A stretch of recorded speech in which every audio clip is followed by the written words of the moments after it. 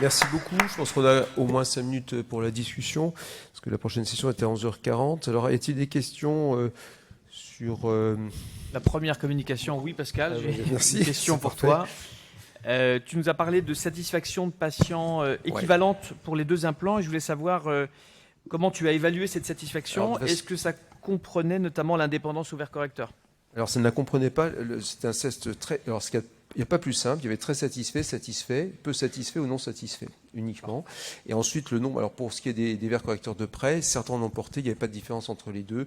Et c'est de l'ordre de 30 à 40% de personnes qui ont besoin d'un plus 1,50 à plus 2,25 selon les gens en complément lunettes pour les tâches soutenues de près, ce dont ils sont prévenus à l'avance, d'ailleurs. Voilà. Merci Pascal. Quelques questions? Toutes les communications qui concernent les nombreux implants multifocaux, réfractifs sont très intéressantes. On a l'impression que tout marche, en fait. La seule complication que j'ai pu observer, moi, c'est des erreurs de référence d'implants. Dernièrement, un chirurgien a implanté un implant multifocal.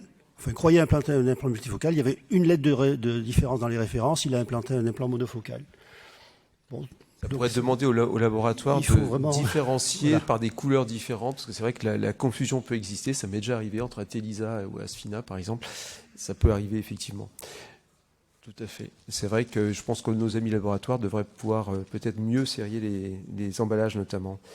J'avais une question, moi, personnellement, pour le docteur Lognon. Oui, je suis d'accord avec vous, le fait de mettre l'implant dans n'importe quel axe ne change rien, et notamment pour le MF30. Je ne sais pas si vous l'avez éprouvé aussi sur la version MF30, donc un peu plus soutenue pour la vision de près, mais c'était montré par plusieurs publications que c'était intéressant parfois de trouver le meilleur axe, alors pas torique bien sûr, pour limiter les effets photiques. Il semblerait qu'en en mettant un en nasal supérieur, l'autre en temporal, ça permet la partie soi-disant de réduire les effets photiques. Est-ce que vous avez expérimenté ça avec la version MF15? Vous pouvez aller au micro, s'il vous plaît.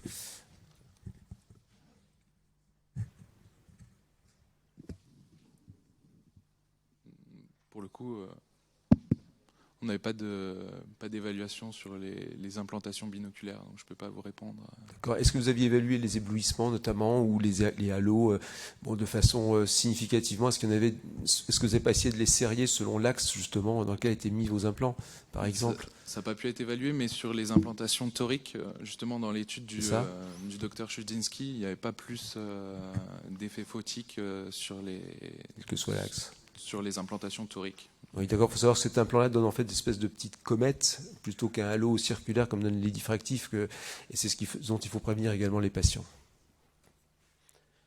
Y a-t-il des questions dans l'assistance sur ces différents implants? Y a-t-il des questions sur les autres publications, notamment celle du docteur Sparfel? J'avais une remarque générale sur ces EDOF, et je trouve globalement dommage qu'on n'en sache pas plus sur le mode de fonctionnement de ces optiques réfractives la plupart du temps. Autrement dit, on ne sait pas si elles vont produire des aberrations sphériques de tel ordre ou de tel ordre, parce que idéalement, on devrait l'adapter au profil de nos patients. Et pour l'instant, probablement lié à des secrets industriels et de brevets, on a quelques difficultés vraiment pour matcher le meilleur EDOF avec le meilleur profil de nos cornées. Et à ce propos, est-ce que tu pourrais nous en dire plus, Pierre, sur le mode de fonctionnement du Pursi, le dernier EDOF de Johnson? Est-ce que tu as des éléments d'information à ce sujet? Souvent, c'est propriétaire, donc... Oui, Et on devrait, je trouve, en tant qu'utilisateur chirurgien de ces implants, exiger d'en savoir un peu plus. Et donc on arrive finalement à avoir quelques informations à travers des études, en plus, de temps en temps, oui, à travers des bancs optiques qui nous permettent un petit peu d'en savoir plus sur le mode de fonctionnement de ces implants, mais ça reste souvent insuffisant. Pierre? Oui, alors les bancs optiques sont très bien, ça permet de comparer les implants entre eux, mais le banc optique va dépendre de la longueur d'onde, va dépendre de la taille de la pupille, etc. Donc il y a tellement d'éléments qui entrent en faveur, et c'est tout le problème avec les implants EDOF d'aujourd'hui, qui sont des implants qui modifient, qui jouent avec la sphéricité cornéenne, et comme on dit, il n'y a pas de mauvais implants. De temps en temps seulement, on a des patients qui n'ont pas des résultats qui sont escomptés, ou on a des résultats paradoxaux, des acuités qui peuvent rester relativement bonnes sur le plan du chiffre d'acuité mesuré. Par contre, la qualité de vision n'est pas bonne parce qu'elle est dégradée, puisque la sphéricité ne correspond pas à celle de la cornée. Donc l'avantage d'un implant qui est réfractif, notamment comme le Topcon ou comme le Pursi qui arrive, s'affranchissent un petit peu de ces problèmes-là, et je pense qu'ils auront une prédictibilité beaucoup plus importante que les autres implants qui sont à notre disposition aujourd'hui. Et il faut faire attention. Moi, je dis toujours maintenant, les implants EDOF peuvent être de vrais faux amis. On peut avoir des réactions, enfin des tolérances qui ne sont pas bonnes, même avec une bonne hémétropie, et des patients qui peuvent plafonner aussi bien en acuité visuelle qu'en acuité visuelle de loin que de près. Et c'est un réel problème. Il ne faut pas mettre un implant EDOF en se disant je ne mets pas un multifocal parce que je veux être tranquille. Avec un multifocal, le contraste souvent est toujours bien plus rempli, aussi bien en vision de loin qu'en vision de près, malgré les halos. Tout à fait raison. Et je pense qu'on peut dire que maintenant, avec ces implants-là, la cataracte est non seulement réfractive, mais elle est devenue aberrative. Donc la topographie, que même certains ne voulaient même pas faire avant de mettre des toriques, on en est loin, bien entendu, mais je pense que même maintenant, avant de mettre un EDOF, il faut faire une topographie qui mesure les aberrations cornéennes. Ouais, exactement. C'est quasiment indispensable.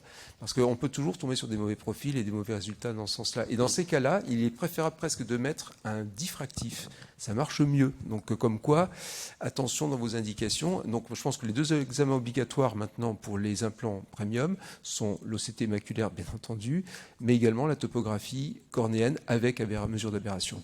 Et dernier point, le jus pupillaire aussi qui est très très important avec ces implants. C'est d'autant plus important. Il y a un patient qui aura tendance à être un petit peu plus en myosis ou un autre un peu plus en mydriase. Ils vont avoir des comportements très très différents.